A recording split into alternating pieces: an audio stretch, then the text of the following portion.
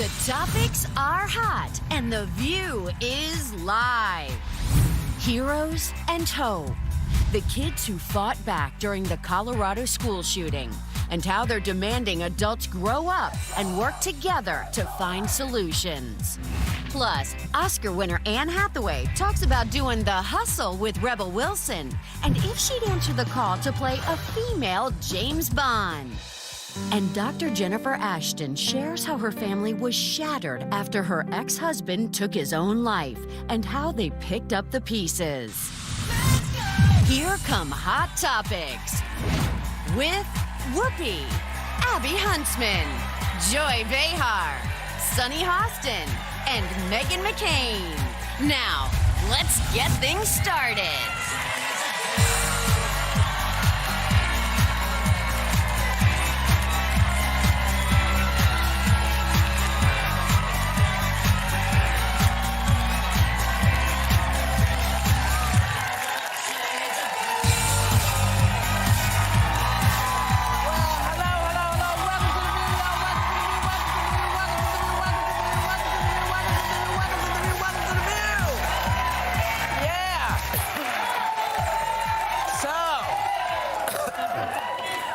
So, STEM school students in Colorado who bravely fought back against the shooters are being honored in the wake of the tragedy, including Kendrick Castillo, who made the ultimate sacrifice to save his fellow classmates.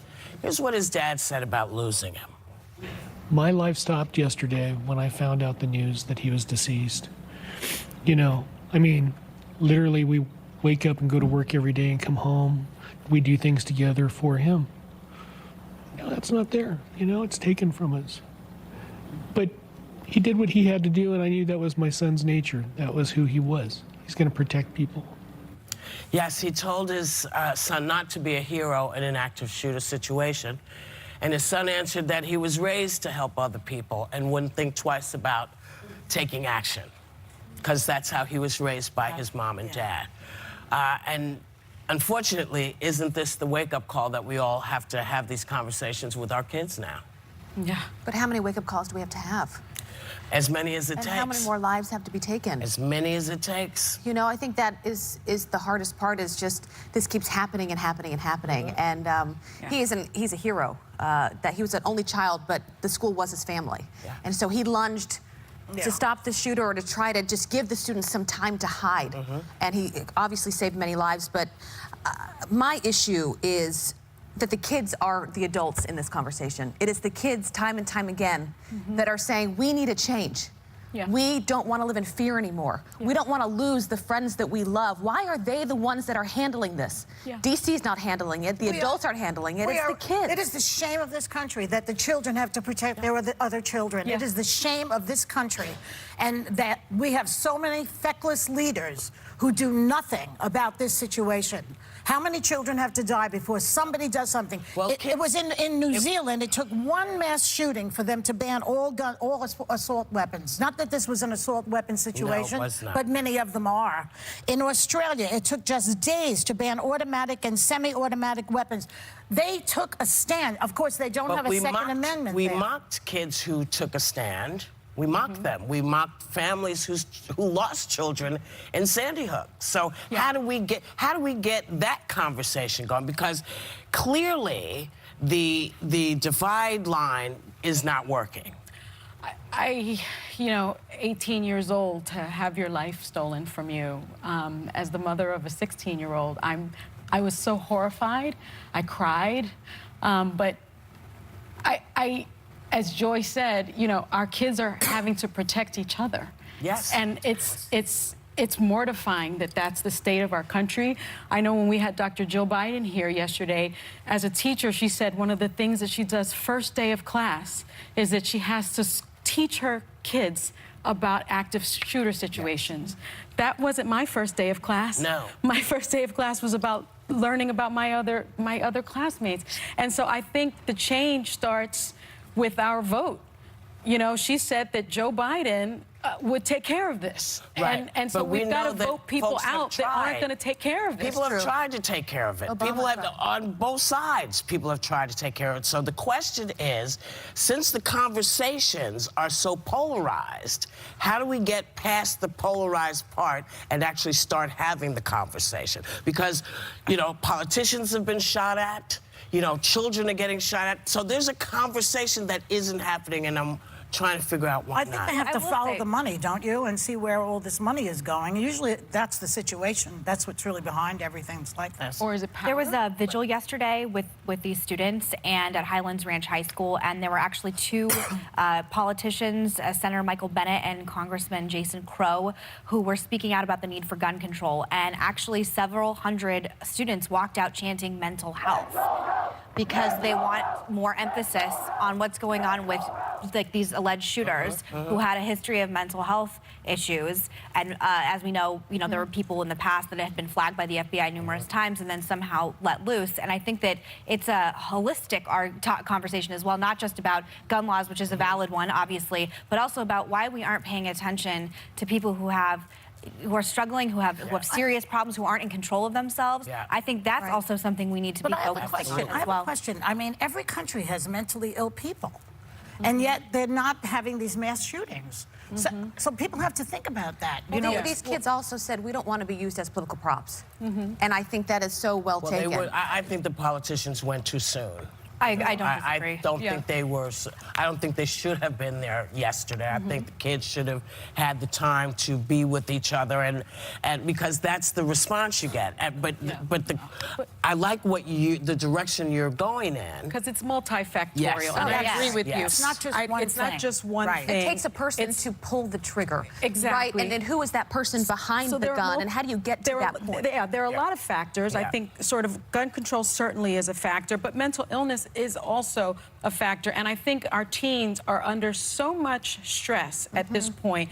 There have been studies that say 20% of youth ages 13 to 18 live with mental health conditions, including depression and anxiety. And in fact, in 2018, the American Psychological Association found that youth aged 15 to 21 are especially concerned about guns and school shootings. Yes. And they are more likely to report mental health issues. Yeah. And so at this point, they're not only dealing with teen angst, they're also concerned about being shot at school. But in Florida now, So it's they all have together. Ron DeSantis is trying to pass a law. I don't know if it's done yet. That the teachers should have guns now. They think that more guns is the solution. Can I just say one more thing? Kendrick Castillo, who was the student that died, he idolized his grandfather who served in the Marines, and he kept the flag that was draped over his grandfather's coffin close to him. And his dad said he loved patriotism. We are Hispanic by nature, but we love America to the core. And I think that's a really beautiful message, and it's really horrific that we have to be talking about this horrible tragedy. But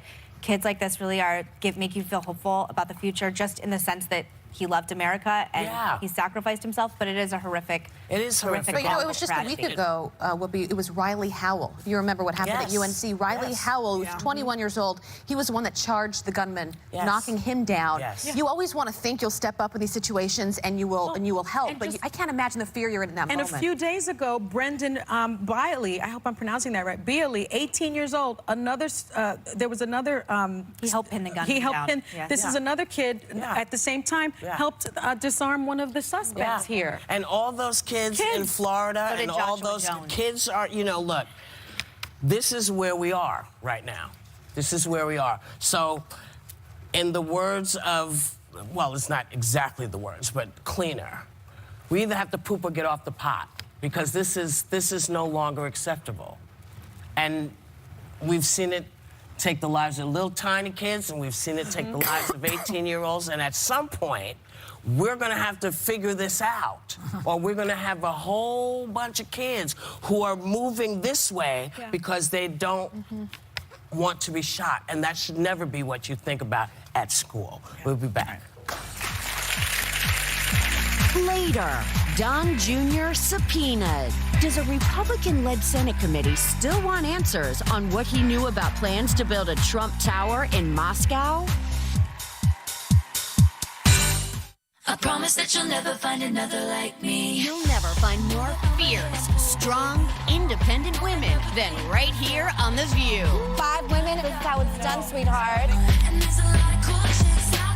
Only on The View do you get this information. And this May, just look who's voicing their view. Anne Hathaway, Amy Poehler, Sierra. Idol live, coast to coast on ABC. Still ahead, Oscar-winning star of The Hustle, Anne Hathaway. And Dr. Jennifer Ashton opens up about life after her ex-husband's suicide. Okay, welcome back. Alex, happy birthday. I didn't forget. We got into another... It was just... I couldn't just... You know. And Today's her birthday. Today is her birthday. It was many years ago today. Not that many. It was like a couple of years. Oh, you were a little scared of your daughter. No, but you know, when, you know, she wants to be here for bring your kid to work day, and I don't call. And then I forgot to say happy birthday. I sent her a whole bunch of stuff, but happy birthday, Alex. Happy birthday, Alex. Happy birthday, Alex. Yes. Was born at 11 o'clock in the morning after, I'm not even going to tell you so many hours, I couldn't even believe it. But your daughter just had a birthday, too. She did. She's officially a teenager as of May 4th on Saturday. And what was so great was Warner Brothers allowed us to screen Pokemon Detective Pikachu with a bunch of her friends on Saturday. And the movie comes out tomorrow. And So cute. These kids love that movie so much. I would encourage everyone to go out and see it because, I mean, I haven't heard teenagers laugh that much at basically an animated film. I mean, it was unbelievable. So, All right. So thank you, Warner Brothers, for doing that for me. Thank you, Warner Brothers. Sorry. Now, the Republican... I like that. Please do that again. That was good. Yeah. Well, I just, you know... I like that version of that. Yeah. We should all do it. On three. One, two, three. You do it. Thank you. They're going to use that in an ad. That's what I'm afraid of. So the Republican-led Senate Intelligence Committee is not done talking with an oxymoron. Donnie Jr. Senate intelligence. There's a lot of speculation that they may want a couple more answers about how much knowledge he had about the Trump Tower Moscow plan. You know, that's to build a big hotel in Moscow. And some sources say he may plead the fifth. Yeah. What do you make of this? Don Jr. I just don't understand. Well, one, I don't understand why they have to subpoena him because he's already spoken to this committee and he voluntarily spoke to the committee. And he said at that time that he was just tangentially aware of this Moscow project. But then Michael Cohen testified that he had 10 meetings with Donald Trump Jr. and Ivanka Trump to talk to them about the Moscow Tower project. And they both said they were really peripherally involved. There wasn't really much involved. What's so interesting about this, it's the first congressional subpoena that we know of for a Trump family member. That tells me that he didn't want to voluntarily come back. But it's also a bipartisan effort. Yes. Senator Burr, who's well respected in Republican circles. He's a Republican. But in Mark my Warner, opinion, I Democrat. feel like Senator Burr, his job, he doesn't want to be lied to. He wants to get to the bottom of what happened, and clearly there's still some question marks, so we don't really know exactly why they want to bring him back. Well, it must be. Is Mike Cohen telling the truth? Were you briefed 10 times, or were you just peripherally involved? I don't understand this either because he did 8 to 9 hours of testimony in front of Senate Intel already and 27 hours of testimony in front of various committees in total. That's a lot of testifying. Yeah. And I want to know if he's going to be out in front of Congress. You're making me laugh, Puppy. He's going to be pulled out in front of Congress and, you know, we're going to watch it live because this is a guy, you have to think about how insulated he is. He pretty much only does interviews with people who are like-minded, people on Fox. You know, he's in circles where he's like a beloved figure. And it'll be interesting to see someone who's insulated as a beloved figure be forced to testify in front of people who... Is he beloved? In Trump circles, In yeah. his circle. But Trump-based people. I think he also feels kind I mean, of... no, I'm just... He also feels... I'm like, Who's beloved? But I just Donald he's not Trump doing Jr. he's not He's doing beloved, interviews really? on Right. on He's not Sunday going out. shows Yeah, with he's not going come out. here. Yeah. But I also think he feels vindicated right now because remember there was all this talk about, you know, is Trump Jr. going to go to jail, you know, once we hear more about the Mueller report. And if you read his tweets right after the report came out, I mean, he feels like there was a lot to celebrate. So it would be interesting to I don't see know if say he that. feels that way now. They all say that, read though. his- They all say I'm exonerated, case closed. Meanwhile, the Democrats are sending them subpoenas up the wazoo. Isn't this what you So it's not wanted, so though? easy. Didn't you want to see Tim testify, Joy? Wasn't I would this love one of to your... see every one of them on television testifying. Yes, I would. That is must-see TV. Why? Is it so that you can gauge their truthfulness? Yeah. Do you want I to can gauge tell when their people- credibility? I can tell when they're lying. But I do think I'm a it's little so- bit worried. I'm wondering about this Burr, this Senator Burr. It's like really all of a sudden a Republican doing the right thing. He's a It really sounds great weird. guy. No, he's actually known for being Yeah, really but see, you bipartisan. can't do that. You can't Yeah. do that. If you know, we've been saying, a truly how decent- come I'm a is, skeptic. why aren't they Well, somebody's standing up. Yeah. Somebody is standing up and say, I keep don't. your eye on it. Well, Yeah. the fact that he said out loud, I want to see him in my office. It's like on the principles. I want to see him in my office this afternoon. And a I subpoena like that. means you they're better not- come. Yeah, you better come to my office. Well, you know, I used to think that. Doesn't it mean you have to and you'll go to Yes. jail if you don't? That's, what it Yes. that's what it used Okay. to We'll be. when find I out, sent Steve them. Mnuchin, won't we? We'll find out if you end He's gotta if go you. to jail, Well, Mnuchin. we'll find out if you Lock go to him jail up. because Everybody's there's a going to jail. subpoena. I'm not going to jail. Me Everybody else either. is going to jail. I didn't take a Trump Tower. Been meeting. there, done that. We'll be right back.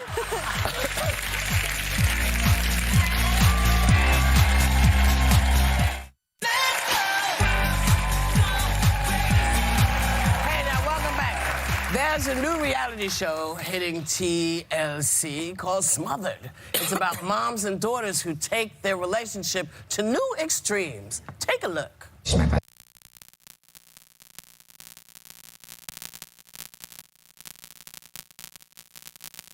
The strongest influence in her life, and without my blessing, I doubt if she'll take it to the next step with you. Would you accept my love? This is not right. What do you want me to do? Give it back? Yeah.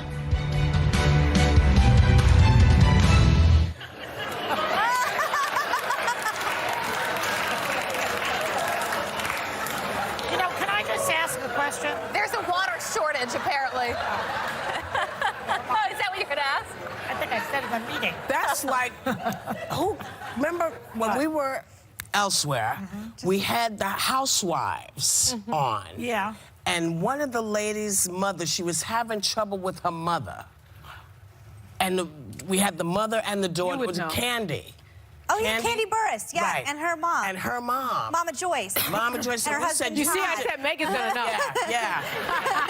And we said, you need to back off and let her make her own decision. Yeah. The woman is over 25. Yes, yes. What the hell? Yeah. And the bath water? This is so disgusting. It's so disgusting. Not only did they do that, they let it get filmed Yeah. for us to talk about our review.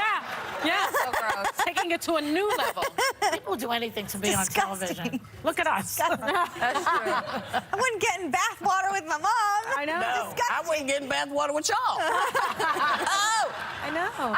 I'm so close to my mom. Actually, speaking of baths, But do you my take mom. baths together?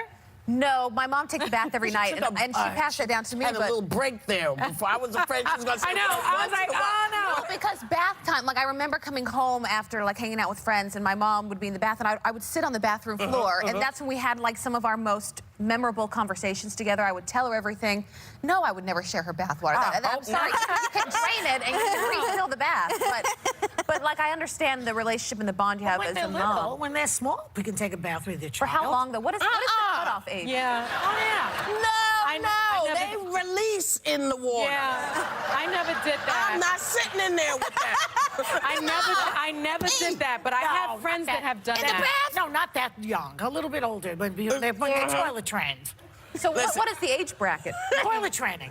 No. After they're toilet trained, then you can take a Until bath. No, when? no. I feel like a hard no, too. I No. No. Yeah. It's a hard no. No, I'm actually with Joy on this one. I think it's okay. No. Nada. Do you remember somebody we know very well used Yes. to do that with her daughter? Yes. And they were very... it was To really what age? ridiculous. To what age? 25. No. We'll be right back. Oscar winner and star of The Hustle, Anne Hathaway, gives you the real deal on an epic online conspiracy theory about her and her husband. Next. Please welcome Anne Hathaway.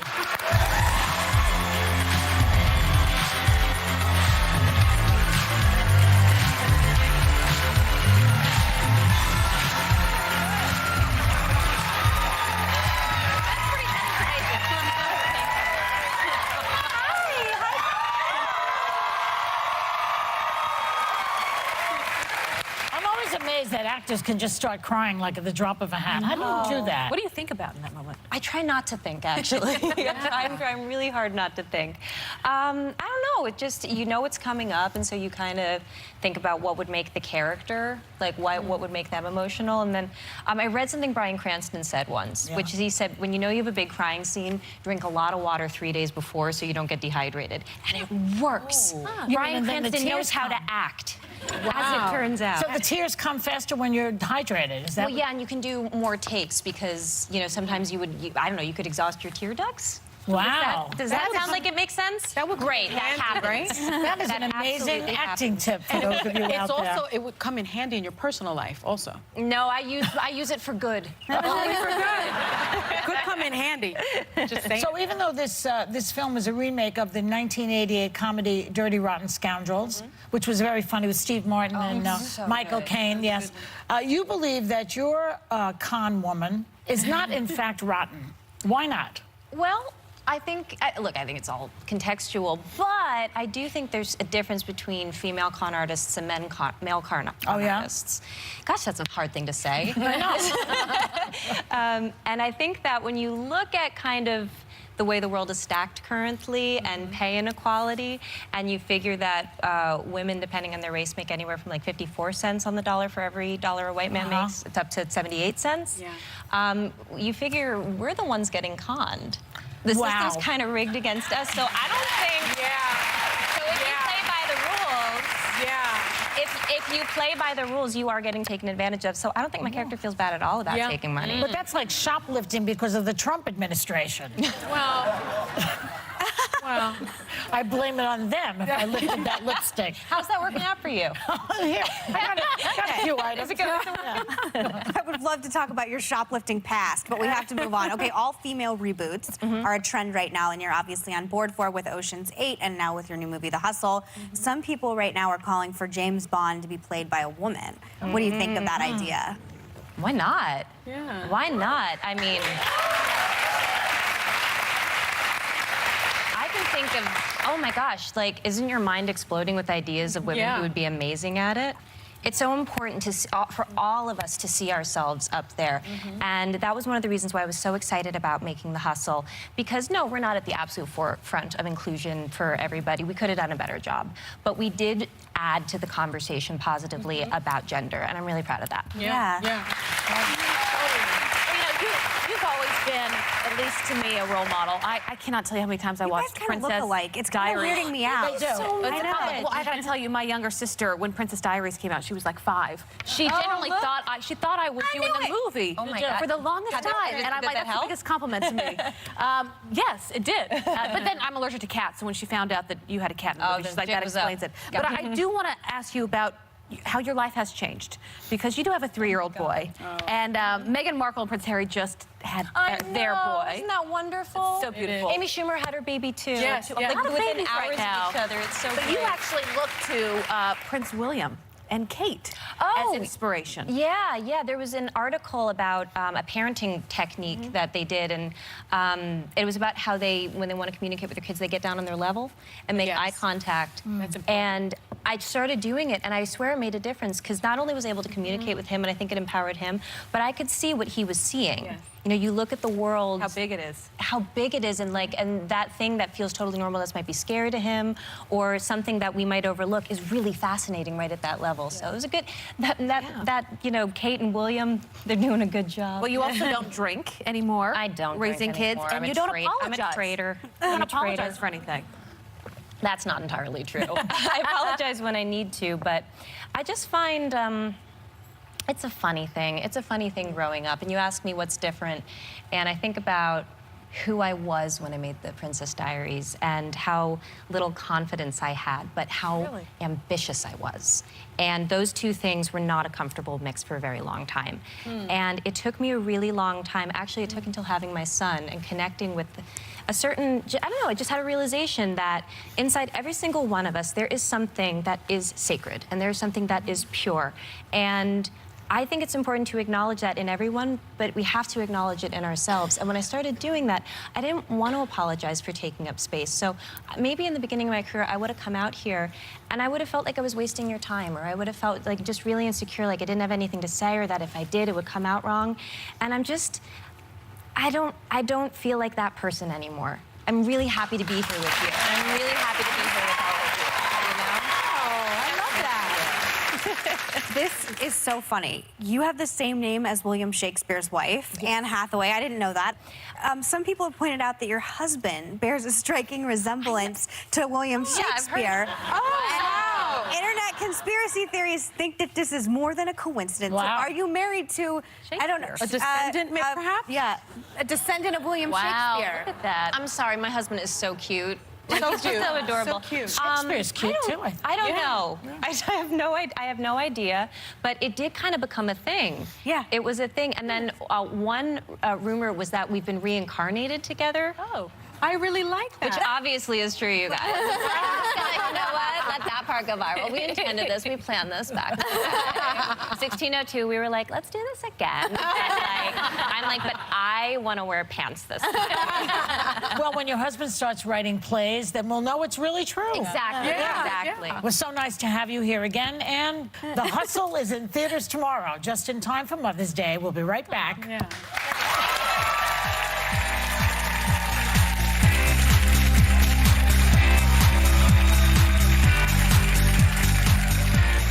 Next, Dr. Jennifer Ashton shares how her family found strength, support, and hope after getting rocked by her ex-husband's tragic suicide. Ciara, after selling triple platinum records, marrying a Super Bowl winning quarterback, where does Ciara go to drop and debut her next big music video?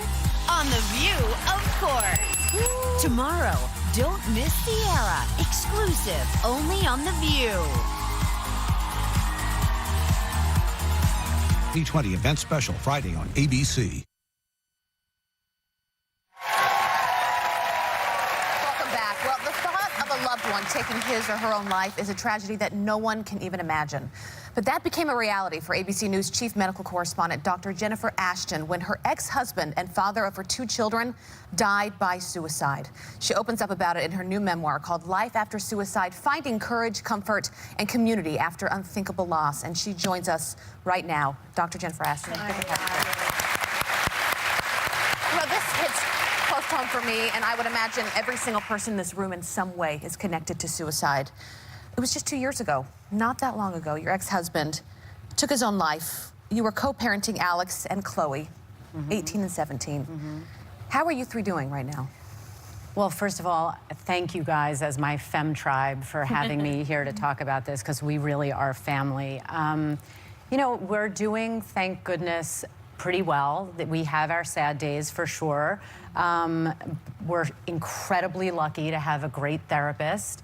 And, you know, we're all learning about this concept of post-traumatic growth, which I didn't even know was a thing.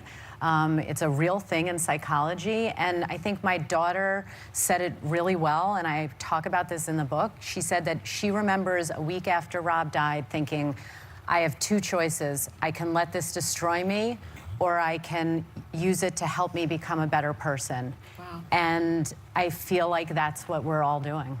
She's a mature woman. It really unbelievable. Yeah. But you know, the one question that I'm sure you get all the time, when you look back, were there signs? Were there moments where you thought, maybe we should have noticed something was going on? I mean, you can imagine, as a doctor, married to a doctor for 22 years, that those questions go through my mind pretty much every day. Rob didn't have any of the classic signs that we learn about in medical school. And we had just gone through what we were calling an evolved divorce, which then in retrospect, I thought maybe the reason it was so evolved is because he was slowly pulling away from life. But, you know, no one who loses someone to suicide ever gets answers to those questions. No. Yeah. They never come. Yeah. You never know. And the proceeds of this book are being donated to suicide prevention organizations in Rob's honor. And we talked at this table a lot about suicide. And one of the things that comes with suicide in your sphere is the stigma. Yeah. You get stigmatized, or you stigmatize yourself. Yeah. You start to sort of pull away in odd ways. How did you realize that this wasn't on you? Well, I'm still learning that every day. But you're right, Whoopi. I mean, there's like a scarlet letter for this. And if in 2019 we can't talk about these things and people still feel like they have to whisper about them, we're never going to be able to fix it. And why do people whisper about it, do you think? I think that we whisper about mental illness in this country. And, you know, we think about the analogy, which, again, came from one of my children. If someone dies from cancer, people aren't angry at that person. They're not embarrassed. There's no shame in that game. We need to start thinking of mental illness no differently than heart disease and cancer. Absolutely. And get rid of that stigma. Well, remember, this is new for the United States. We used to put people away who had cancer. We used to hide folks and not talk about any of it. So it's not surprising that we're just sneaking up on it. But, you know, you have to remind yourself every day that, you know, you got to go forward. Yeah, absolutely. It's so difficult because I guess when you lose someone like that, you think, well, what did I do? What could I have done? All those things must go through your head, right? The blame, shame, anger, and guilt. And when I decided to share our story, one of the conditions was that it wasn't just our story, but the stories of other survivors that I met and that reached out to me, and I talk about them in the book. And we all have gone through that shame game, you know, from day one, and the blame, and the guilt, and the anger. So these are important emotions that we all have to kind of address head on. You know, Dr. Ashton, we had Jill Biden on the show yesterday, and she was talking about grief and loss with us. You share your own process by saying that at times you felt angry, other times guilty about laughing, or just experienced some level of happiness. I relate to all of that. Grief is a tricky bastard. It just is. How have you been working through that, and does it get any easier? I mean, I have been working through it because I've been educated that grief is really just love. You know, you don't grieve someone you didn't love. And so once you acknowledge that, I think you can almost welcome those feelings of grief a little bit. And then I learned another concept for the first time as we were going through the healing process called multiple truths, which is really this issue of how you, right, Whoopi? Like, you can feel tremendous pain and grief and sadness because of one thing, and then literally at the same time, joy, happiness, and one feeling does not negate the other. And you have to know that, or you'll never be able to recover. Oh, I love that. Yeah. What else have you learned? Anything else? Oh my God! I mean, you know, well, She wrote a book. I'm learning. I'm learning every day, Joy. And you know, as any parent knows, my kids teach me every day. And one thing, you know, that I talk about in the book is that my kids, with their spirit, have really shown me how they live every day in a way that honors their father's spirit. I know you do too. And that's incredibly inspiring. You know, you also talk about in the book about this new life in terms of living as a solo parent, which really means your kids only have one parent to rely upon now. And that in the time that's passed, that's been very scary for you. You know, whether you're a solo parent by choice or you're a solo parent through the death of a spouse or the other parent, it's really scary and there's a lot of pressure. And I feel like if something happens to me, my kids will have no one. And, you know, the funny thing that happened, because there was a moment of comedy, when I finally found new love and I was Everglading, kayaking, and I sent my kids this picture saying, look at this picture. I was kayaking with alligators, and I sent her a picture, my daughter. There it goes. There's a 12-foot gator, and there I am with my love, Todd. And my daughter said, what's next? Bungee jumping? You know, you can't, you've got to be careful. And so, yeah. You know what? That is a good point to end on, but thank you. Thank you for speaking out. You are impacting more lives than you even realize. Thank you. Our thanks, of course, to ABC News Chief Medical Correspondent Dr. Jennifer Ashton. And if you or someone you care about is struggling with thoughts of suicide, please know that you are not alone. The National Suicide Prevention Lifeline is available 24/7. You can call 1-800-273-8255. And please, please go buy Life After Suicide. Dr. Ashton's book is available now, and members of our studio audience, you are going home with the book as well. Thank you so much.